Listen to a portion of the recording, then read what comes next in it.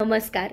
तर मागच्या भागामध्ये म्हणजेच हम्पी पार्ट 4 मध्ये आपण विजय विठ्ठल मंदिर, हजारा रामचंद्र मंदिर, राजाचा महाल, राणीचा महाल, लोटस महाल असं बरंच काही आपण मागच्या भागामध्ये पाहिलं। पण तो भाग खूप मोठा झाला आणि त्यामुळे तो व्हिडिओ तिथेच थांबवण्यात आला।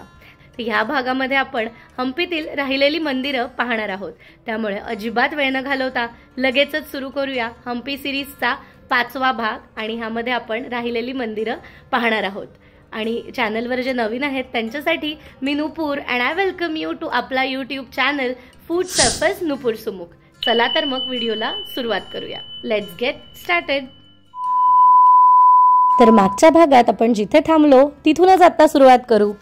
आता जनाना एन्क्लोजर, क्वीन्स बाथ, त्यानंतर रामा हजारा मंदिर हे सगळं इथे पाहून झालेलं आहे एकाच प्रिमाइसेस मध्ये।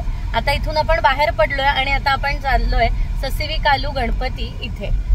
त्याचं अंतर इथून पुन्हा हे 3 किलोमीटरवर आहे। साधारण एक 6 ते 7 मिनिटं पोचायला आपल्याला लागतील। इथे ना तुम्ही जेव्हा गाडीने रिक्षाने प्रवास कराल, तुम्ही इथून बेसिकली प्रवास करतानाच पाहाल ठिकठिकाणी असे छोटी छोटी स्ट्रक्चर्स आहेत जी तोडलेली आहेत। कुठे कुठे तुम्हाला बोट पाहायला मिळेल, बॅटल कुठलं तरी जे तिथे झालेलं। आता येताना वाटेत डाव्या हाताला बॅटल ऑफ टालीकोट म्हणजे कुठे युद्ध झालेली जागा, कुठे काय असं ठिकठिकाणी इथे काही ना काही आहेच। आता आम्ही येतोय पुढे तर आपण इथे बघू शकतो, इथे पण एक परत इथे काहीतरी एक हिस्टॉरिकल प्लेस पाहायला मिळते। तसं ठिकठिकाणी इथे आहे। तुम्ही जर असं प्रत्येक ठिकाण एक्सप्लोर करायचं ठरवलं तर इथे तुम्हाला एक आठवडाभर किंवा 10 दिवस तरी शांत राहावं लागेल। असं अशी ऐकीव माहिती आहे की एक साधारण 300 मंदिरं आहेत आणि बघण्यासारख्या जागा आहेत इथे।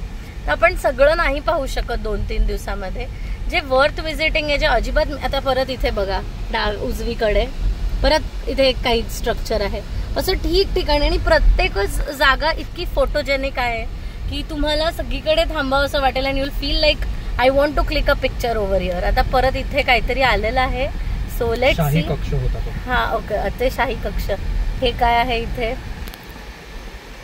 तर प्रत्येक ठिकाणी आपल्याला असं बघावं लागतं की हे थांबून पाहण्यासारखं आहे का। जी बेसिकली 9-10 मंदिरं जी प्रसिद्ध, आता बघा हा स्पॉट बघा, फक्त स्ट्रक्चर बघा आहे।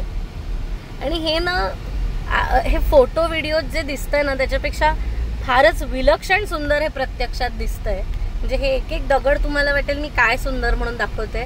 तुम्ही या जागी या आणि आसपास जेव्हा तुम्ही ते अनुभवाल ना, आसपासचा जो अनुभव आहे ना सगळा, तो खूप खूप डिफरंट आहे। म्हणजे तुम्हाला खूप डिफरंट वाटेल या वातावरणात वावर करताना। आणि या वाटेत आम्हाला लागलं ते म्हणजे कृष्ण मंदिर आणि कृष्ण बाजार। तर तुम्हाला या वाटेत हे लागलं आणि तुम्हाला पाहायचं असेल तर तुम्ही पाहू शकता। आम्ही मात्र कृष्ण मंदिर पाहायला थांबलो नव्हतो। हे आहे कृष्ण मंदिर, कृष्ण बाजार आणि तर आता ससिविकालू गणेश इथे आपण येऊन पोचलेलो आहोत। इथे गणपतीची एक मोनोलिथिक 8 फूट इतक्या उंचीची मूर्ती पाहायला मिळते। मोनोलिथिक म्हणजे अर्थात सिंगल दगडातून कोरलेली एक सुंदर मूर्ती। 15व्या शतकात नरसिंह राजाच्या आठवणीत ही मूर्ती बांधण्यात आली। एका दंतकथेनुसार एकदा गणपती बाप्पाने खूप जेवण जेवले आणि त्यानंतर त्यांना चक्क आपले पोट फुटेल असे भासू लागले आणि तसे होऊ नये म्हणून पट्ट्यासारखे त्यांनी सापालाच आपल्या पोटाला बांधून घेतले आणि ह्याच रूपाची गणपतीची प्रतिमा आपल्याला ह्या मूर्तीत पाहायला मिळते। आणि ससिविकालू म्हणजे मोहरीच्या दाण्यासारखे, तर इकडच्या गणपतीच्या बेंबीचा आकार हा मोहरीसारखा आहे आणि म्हणून त्याला ससिविकालू असं म्हणतात। आहे ससिविकालू गणपतीचा परिसर, संपूर्ण परिसर आहे हा। आणि इथे खूप सुंदर मोनोलिथिक गणपतीची मूर्ती आहे। मोनोलिथिक म्हणजे अर्थातच एका दगडापासून कार्व केलेली मूर्ती। इथे पायऱ्या ज्या आहेत, ह्या पायऱ्यांनी वर गेलं की इथे ओल्ड शिव मंदिर आहे, ओल्ड शिवा टेम्पल। इथून येताना आता वाटेत जे कृष्ण मंदिर, कृष्ण बाजार तुम्हाला सांगितलं ते इथे आहे। ह्याच परिसरात पलीकडे गाडीने आपण जाऊ शकतो पुढे उग्र नरसिंह मंदिराकडे, तिथे आपण जाणारच आहोत। आणि इथे पलीकडे आहे ते म्हणजे कडलेकालू गणपती. तर आता एक इम्पॉर्टंट गोष्ट मला इथे तुम्हाला सांगायची ती म्हणजे हा सबंध पर्वत जो आहे ज्याच्यावर ससिवे काळू, कडलेकालू, ओल्ड शिवा टेम्पल आहे, हा सबंध हेमकूट पर्वत किंवा हेमाकुटा हिल्स ज्याला म्हणतात, हा सबंध तो भाग आहे. त्याला एक एंट्री जी आहे ती विरूपाक्ष मंदिराच्या इथून आहे आणि एक एंट्री इथून सुद्धा तुम्हाला जाता येतं. तर आम्ही आधी ससेवे काळू गणपती बघायला आलो कारण दुपारची वेळ होती आणि विरूपाक्ष मंदिर दुपारी बंद असतं असं गुगलवर आम्ही वाचलं होतं. तर आम्ही ससिवे काळू गणपतीच्या इकडून आम्ही शिवमंदिर पाहायला गेलो. आम्ही पुन्हा तिथून उतरून पलीकडे आलो आणि त्यानंतर विरूपाक्ष पाहिल्यानंतर आम्ही उरलेला हेमकूट पर्वत पाहिला. तर ही माहिती मला तुम्हाला इथे द्यायची होती. तर तुम्ही जर दुपारच्या वेळात आला नसाल आणि जर विरूपाक्ष मंदिर उघडं असेल तर तुम्ही विरूपाक्ष मंदिर सगळ्यात आधी बघा.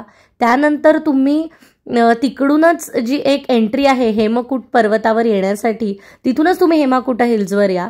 तिथून तुम्ही कडलेकालू गणपती, ओल्ड शिवा टेम्पल करत करत उतरत तुम्ही इकडे येऊ शकता ससिवे कालू गणेश पाहण्यासाठी. आणि तिकडची जी एंट्री आहे विरूपाक्षच्या इकडची आणि त्या बाजूचा जो हेमकूट पर्वत आहे तो जितका मी शूट केला तेवढा तुम्हाला पुढे व्हिडिओमध्ये पाहता येईलच. आणि आता आपण ससिवे कालू गणेशपासून जो रस्ता वर जातो तो पुन्हा एकदा खालपासून पाहूया.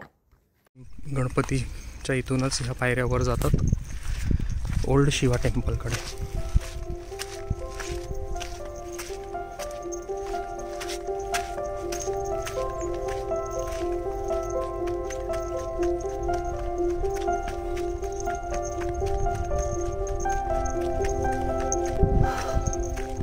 आणि खरी गंमत तर ही आहे की इकडे वर चढताना माहीतच नव्हतं की हे हेमाकुटा हिल्सवर आपण चढत चाललो आहोत. तसं माहीत असतं तर आम्ही आत्ता इकडे न जाता विरूपाक्ष मंदिरानंतर इकडे जायचंच होतं आम्हाला, तर तेव्हा गेलो असतो. पण ते लक्षात आलं नाही आणि त्यामुळे आम्ही वरती आलो. तर आता वर आलोच आहोत. तर हेमाकुटा हिल्सची थोडक्यात तुम्हाला माहिती देते. ह्या डोंगराळ ठिकाणी हम्पीतील काही प्राचीन मंदिरांचा समूह आहे. असे म्हणतात की साधारण 9 ते 10 शतकात या मंदिरांची बांधणी विजयनगर राजवटीतील राजांनी केली. इथे शिवमंदिर जे आता आपण पाहणारच आहोत त्यासोबत विष्णू मंदिर आणि कृष्ण मंदिर आहे. आता ह्यातलं विष्णू मंदिर म्हणजे विष्णूच्या 10 अवतारांपैकी एक अवतार आहे तो म्हणजे नरसिंह अवतार. तर उग्र नरसिंह मंदिर जे आपण पुढे पाहणारच आहोत ते विष्णू मंदिर. आणि कृष्ण मंदिर मगाशी ससिवे कालू गणेशकडे येताना मी डाव्या हाताला तुम्हाला कृष्ण मंदिर आणि कृष्ण बाजार दोन्ही दाखवलं, तर ते कृष्ण मंदिर. आधी सांगितल्यानुसार विरूपाक्ष मंदिराच्या शेजारीच हेमाकुटा पर्वतावर येण्याची एक चढाईचा मार्ग आहे आणि हा सोपा मार्ग आहे. विरूपाक्ष मंदिराच्या उजव्या हाताने ही चढाई आहे. विरूपाक्ष मंदिर पाहिल्यानंतर आपण तिथून सुद्धा वर चढाई करत जाणार आहोत, तेव्हा तो भाग मी तुम्हाला दाखवीन. मी ससिवे कालू गणेशच्या इकडनं ही चढण तशी बरीच वाटते, पण विरूपाक्षच्या इथून चढताना ही चढाई तितकीशी वाटत नाही. एवढं चढण उतरण असेल वाटलं नव्हतं मला.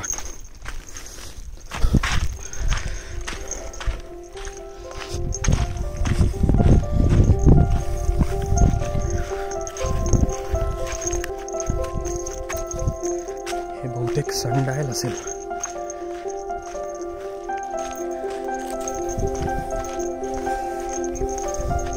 नाही, लॅम्प स्टँड आहे.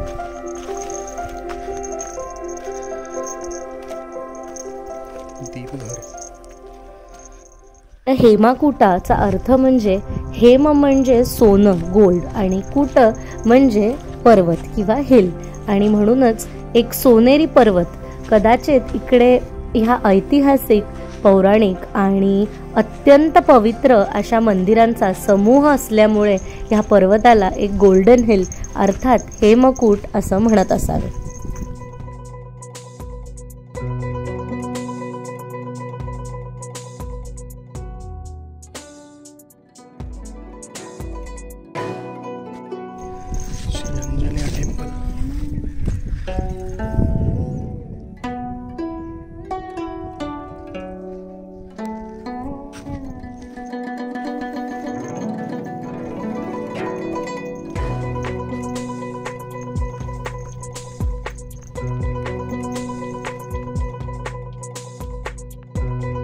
आणि इथून हेमाकुटा हिल्सवरून तुम्हाला विरूपाक्ष मंदिर आणि हम्पी बाजाराचं सुद्धा दर्शन घडतं. हे विरूपाक्ष टेम्पल आहे.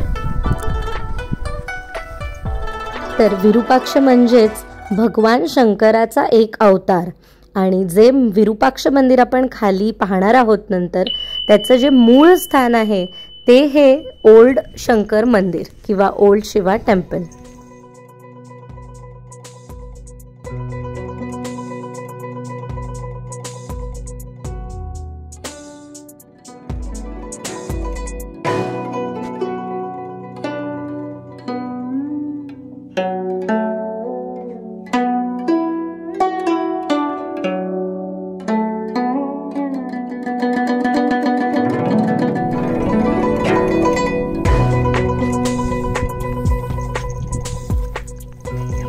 आलं की गणपती म्हणू नका, कृष्णाचं म्हणू नका, शंकराचं म्हणू नका, हनुमानाचं म्हणू नका, नरसिंहाचं म्हणू नका. इथे ठिकठिकाणी प्रत्येक देवाची मंदिरं आहेत. आणि हेच कदाचित कारण आहे की ह्या जागेला दक्षिण काशी म्हणतात, कारण खरोखरी इथे इतकी मंदिरं आहेत आणि हे खूप पवित्र किंवा पावन स्थळ असेल. आणि खरंच खूप वाईट वाटतं की ह्या डिस्ट्रक्शनमुळे एक खूप रॉयल आणि एक खूप समृद्ध असं राज्य इथे संपलं. ससिविकाळू, कडलेकाळू टेम्पल आणि विरूपाक्ष मंदिर हे एकाच वेळी तुम्ही करू शकता. पण विरूपाक्ष मंदिराकडे जाण्यासाठी वेळा आहेत. सकाळी काहीतरी 9 ते 1 आणि मग 5 ते 9 अशी वेळ आहे इथे यायची.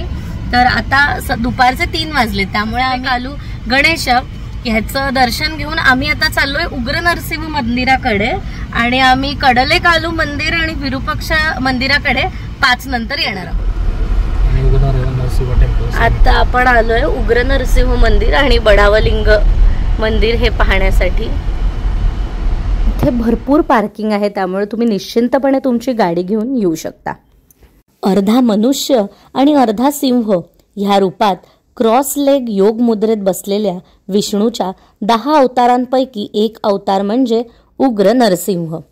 1528 मध्ये तुलुवा राजघराण्याचे शासक कृष्णदेवराय यांनी अशीच एक लक्ष्मी नरसिंहाच्या पुतळ्याची बांधणी इथे केली, ज्यात लक्ष्मी माता नरसिंह देवाच्या एका गुडघ्यावर बसलेली. परंतु 1565च्या तालिकोटच्या युद्धानंतर या मूर्तीचा आंशिक नाश झाला. लक्ष्मी मातेची प्रतिमा आणि देवाचे दोन्ही गुडघे ह्यात नष्ट झाले. पुतळ्यात नरसिंहाचे फुगलेले डोळे, फाडलेले तोंड दाखवण्यात आले आहे. देव 6.7 फूट उंचीचा असून शीर्षस्थानी कीर्तिमुख आहे. या मूर्तीचे प्रचंड प्रमाण आणि भयावह स्वरूप हे सूचित करते की शहरासाठी एक संरक्षणात्मक प्रतिमा मानली जात होती.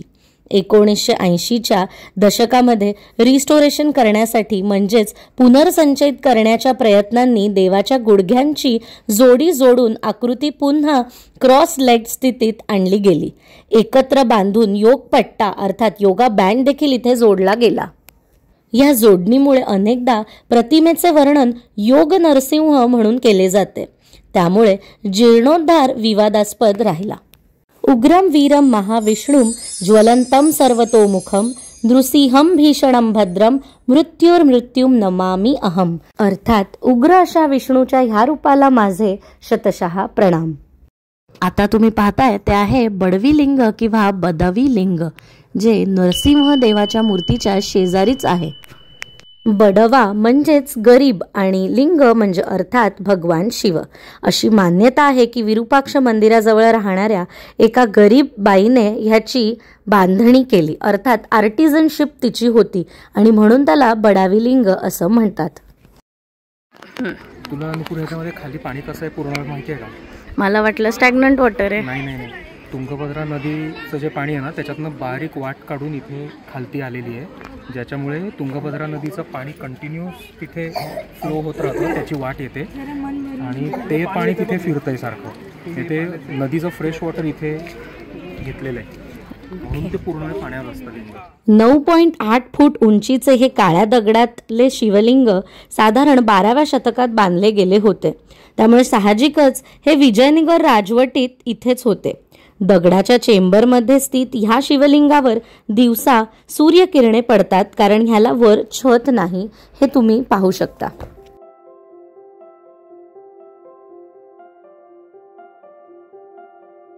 आणि अशा रिक्षा सुद्धा अवेलेबल आहेत.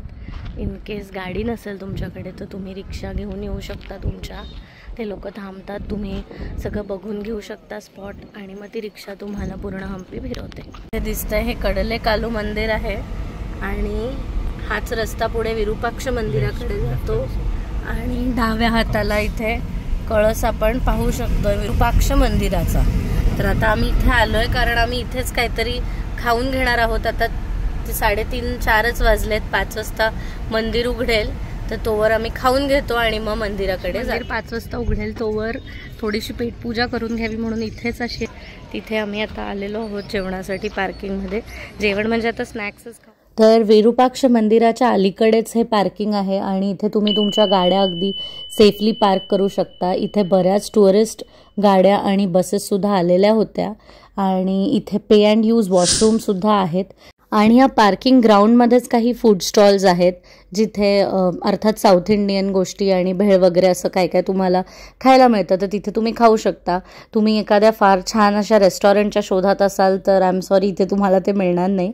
त्यामुळे थोडी भूक जी आहे ती इकडचे जे लोकल डेलिकसीज आहेत ते खाऊनच तुम्हाला तुमची भूक शांत करावी लागेल. तर आम्ही इकडे मिरची भज्जी जसं ते म्हणतात तसं मिरचीची भजी, अप्पे, भेळ, लेमन राईस असं काय काय इकडे ट्राय केलं, आणि ते सगळं इन डिटेल फूड व्लॉगमध्ये तुम्ही पाहालच.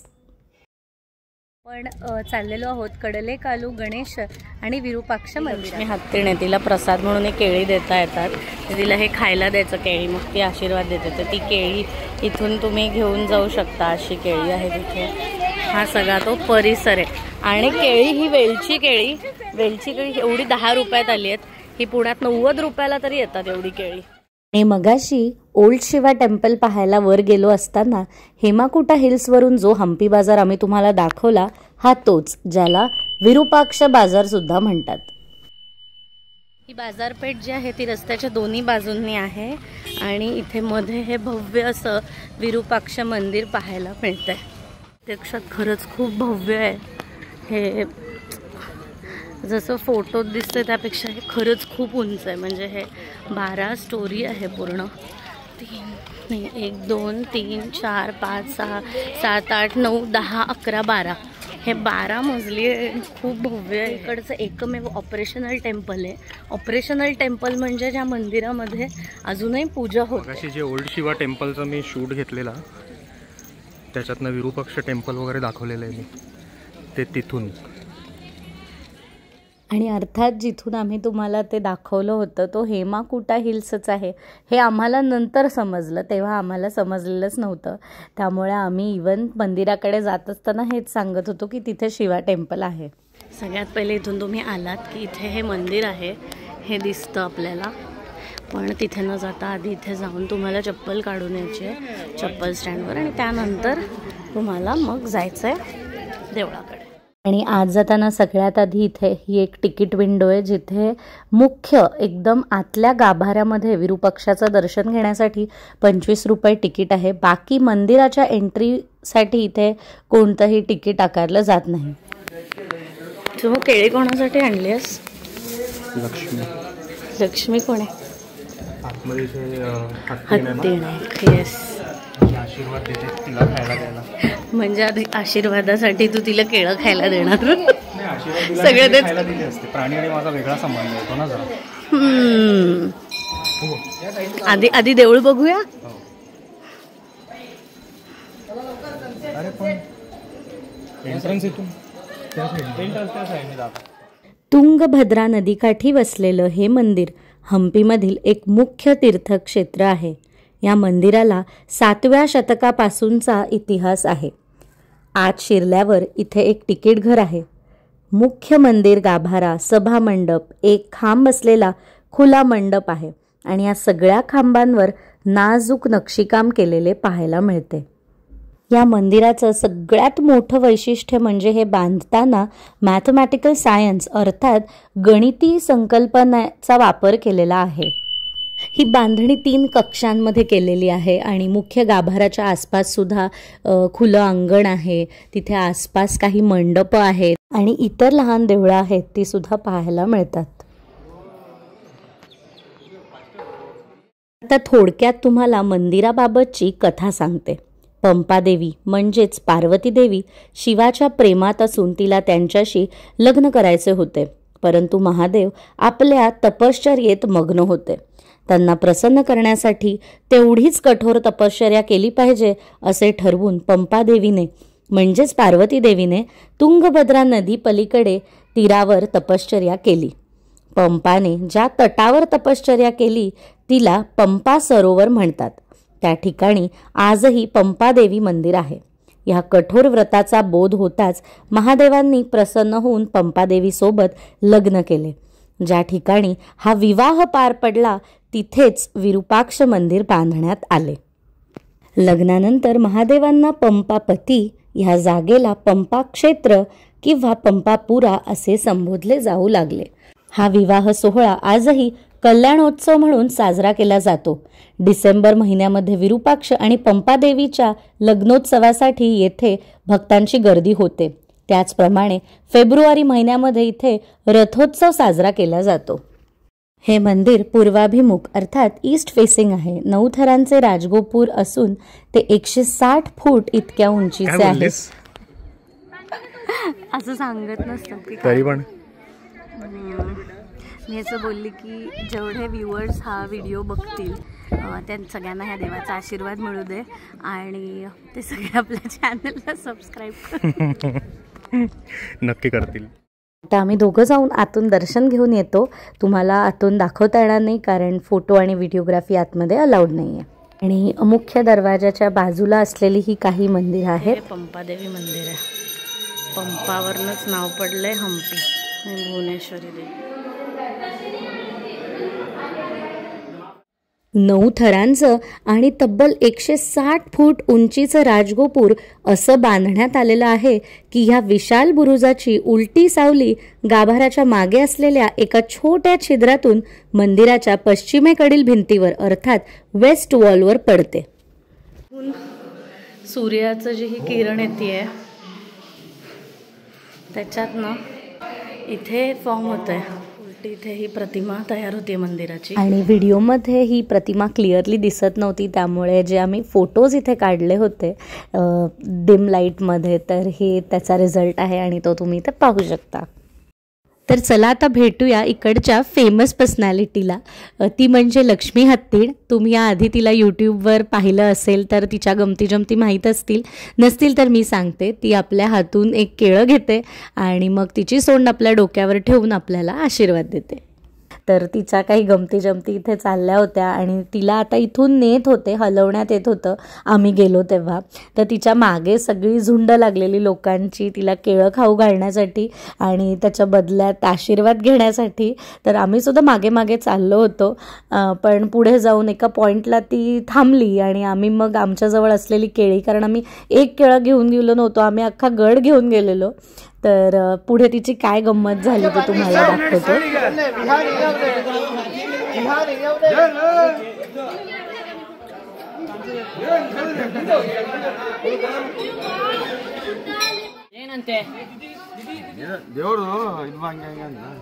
ಮಕ್ಕಳಿಗೊಂದು ಒಳ್ಳೇದು ಮಾಡ್ತೀನಪ್ಪ ನಾನು. त्याला अजून हवंय पिशवी बघितली सगळी दे अजिबात नाही तिला केळी खाल्ली पण नोट काढून घेतली. अरे पण तिने आशीर्वाद नाही दिला, तिने केळी घेतली फक्त. ते बघ, अरे बाईकडे 7 केळी होती, तिने 7 केळी घेतली त्याच्या हातातून पण आशीर्वाद काय दिला. पोट भरून घेतलं माझ्या. काय म्हणलास? तिने पोट भरून घेतलं मी दिलेल्या केळ्याने. तू मगाशीच म्हणालास ना प्राण्यांचं आणि तुझं वेगळं नातं आहे, तर तिला असं वाटलं तरी तो मेरा फ्रेंड है, इसको मैं क्या ब्लेस करू. काय द्यायचा माझं पोट भरवलंही म्हणजे तेवढ्या 7 केळ्याने काय फार पोट भरणार नव्हतं, पण स्टील मागून घेतली. दॅट इज वॉट सॅटिस्फाईड मी. हां,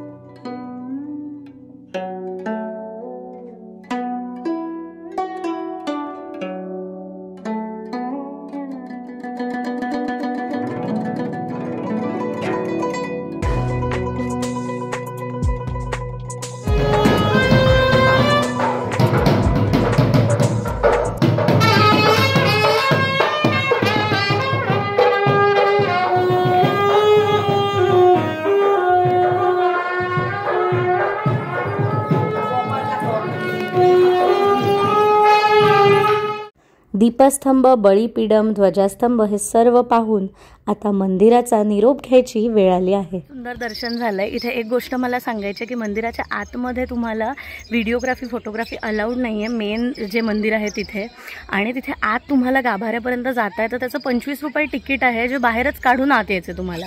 पण तसं कुठे तिथे लिहिलेलं आम्हाला पटकन आढळलं नाही, त्यामुळे मी विदाऊट तिकीटच आत आलो. पण नंतर आमच्या लक्षात आलं की आत येण्यासाठी ते तिकीट आहे. मग आम्ही घेतलं तिकीट आणि पुन्हा आतमध्ये आलो. तर आतपर्यंत ते तिकिटावर तुम्हाला जाता येतं आणि खूप सुंदर दर्शन होतं. आपण गेल्यावर ते आरती पण करतात एक छोटीशी, आणि खूप प्रसन्न वाटतं. आत नक्की या. मंदिराच्या बाहेर काही मूर्त्या आहेत अशा.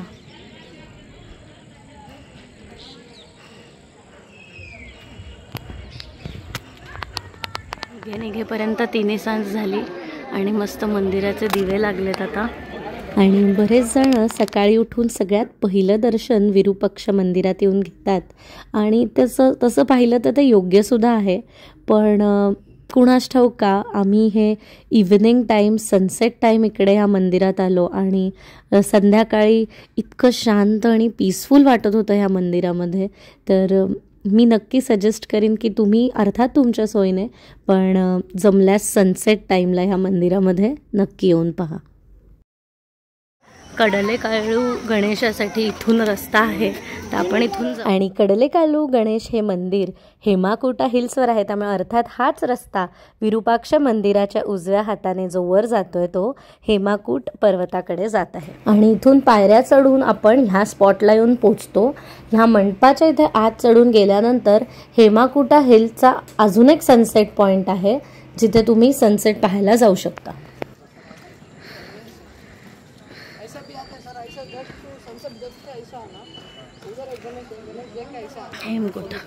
आता घेऊया दर्शन कडलेकाळू गणपतीचं.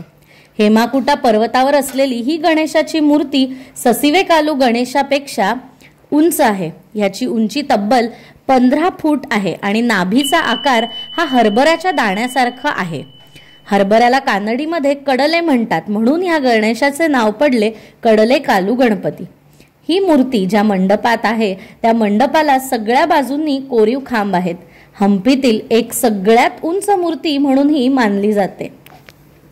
आणि ह्या मंडपातून हम्पी व आजूबाजूच्या सौंदर्याला उंचावरून टिपण्यात भलतीच मजा आहे. हम्पी बाजार आणि मातंग पर्वताचा पायथा सुद्धा इथून दिसतो.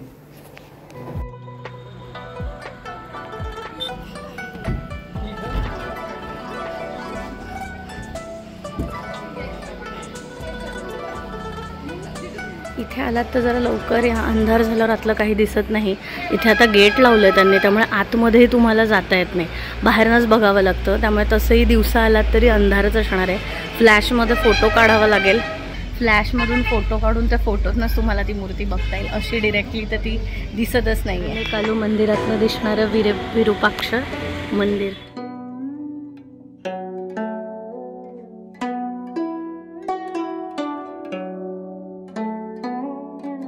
We come to the end of our day 2.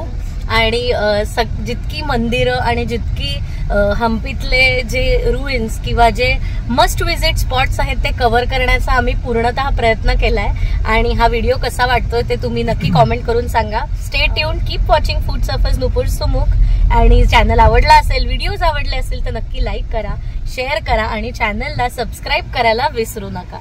Thanks for watching दिस. चला तर मग भेटूया आता आपल्या पुढच्या भागामध्ये, ज्यामध्ये आपण भगवान हनुमंताचे जन्मस्थान अर्थात अंजनाद्री पर्वतावर जाणार आहोत एक छोटासा सनराईज ट्रेक करत. त्यानंतर तुंगभद्रा नदीकाठी वसलेलं चिंतामणी मठ हे स्थान बघण्यासाठी. तिकडे आहे एक जागा जिथून रामाने वालीला बाण मारला होता. आणि सगळ्यात शेवटी आपण पाहणार आहोत पंपा सरोवर, जिथे पंपा देवीने आपली साधना केली होती. त्यामुळे लवकरच भेटू आपल्या पुढच्या भागात. आणि ह्या अगोदरचे हम्पी सिरीजचे 4 भाग तुम्ही पाहिले नसतील तर ते नक्की पहा. त्याची लिंक डिस्क्रिप्शन बॉक्समध्ये दिलेली आहे.